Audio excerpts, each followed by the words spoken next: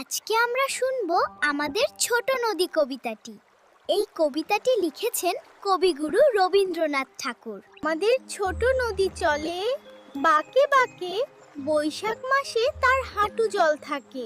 পার হয়ে যায় গরু, পার হয় গাড়ি, দুই ধার উঁচু তার, ঢালু তার পাড়ি।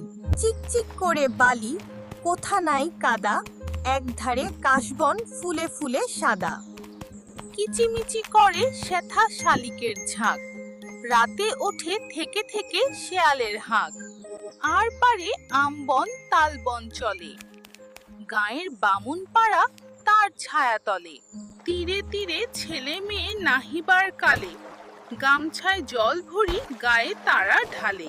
সকালে বিকালে কভু নাওয়া হলে পরে, আঁচল ছাকিয়া তারা ছোট মাছ ধরে। বালি দিয়ে মাঝে থালা, ঘটিগুলি মাঝে, বধূরা কাপড় কেচে যায় গৃহকাজে।